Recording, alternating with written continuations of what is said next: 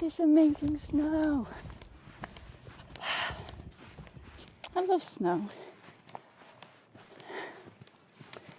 Welcome to Unfeared, a podcast of ghost stories written by women. Every fortnight, I take my phone, my mic, and an amazing story, and I go to a strange, ordinary place, find somewhere comfortable, and read you a ghost story. At the moment, I am walking through this beautiful landscape because I'm in Sherwood Forest. It snowed here for the last few days, and we've had some quite serious snow. We had Storm Larissa came and she gave us blizzards and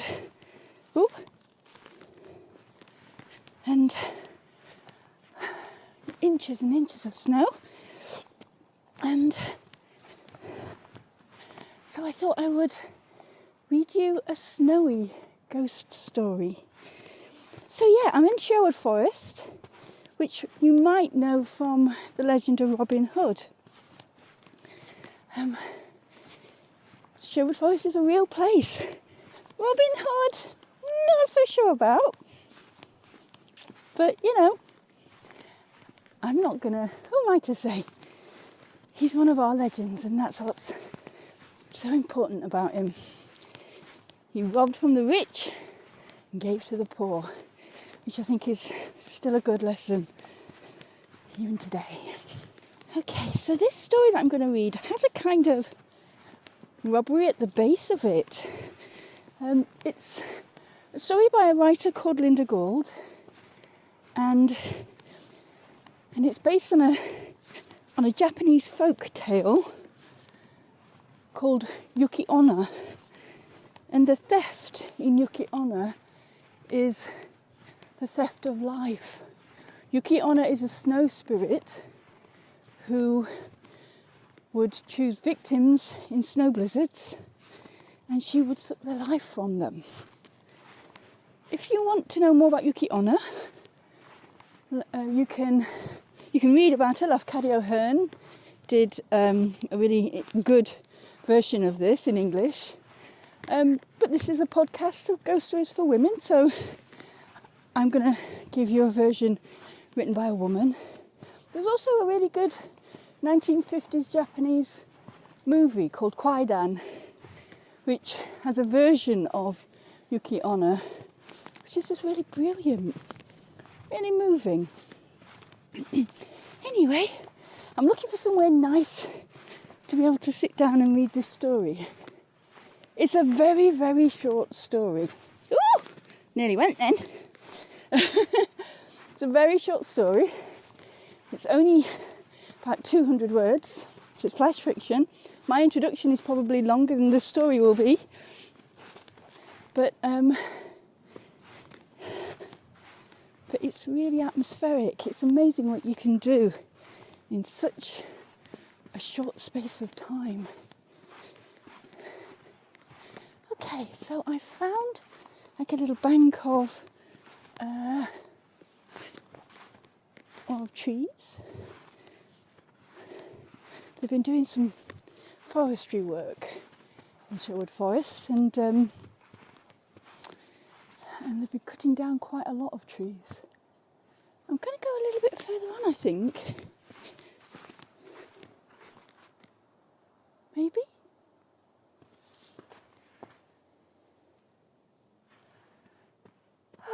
It's such a beautiful day. It's really bright. Okay, let me find a little space and read this story. Ooh! I keep saying ooh because there's lots of uneven parts of this forest that I'm in. Okay. Oh, I think I might have... I'm going to just put my foot in a puddle. I think I might have found somewhere. Just need to take my jacket off. Ooh! These trees are a bit wobbly. Okay.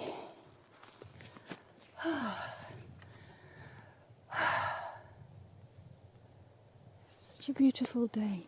It's incredibly bright. Okay.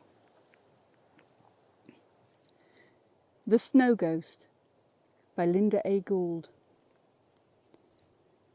I crouched deeper into the shadows under the overhang as the blizzard around me raged.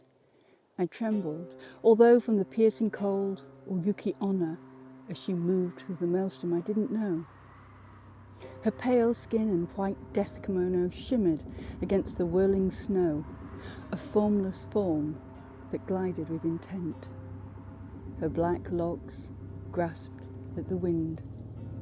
Her dead eyes scanned the forest floor, hunting for a warm body. I knew these woods, had passed through them without incident many times on my way to the small town at the base of the mountain. Yet tonight, as I had struggled toward the light of the town in my race to outrun the blizzard, I felt in unfamiliar territory. No slippery leaves or crack of dead branches. Tonight, it was the crunch of bones under my feet, the brittle bones of travellers who, for centuries, had succumbed to Yuki-Onna's charms. I watched their spirits dancing atop the snowdrifts, a glorious, macabre dance to welcome another traveller. I vowed that traveller would not be me.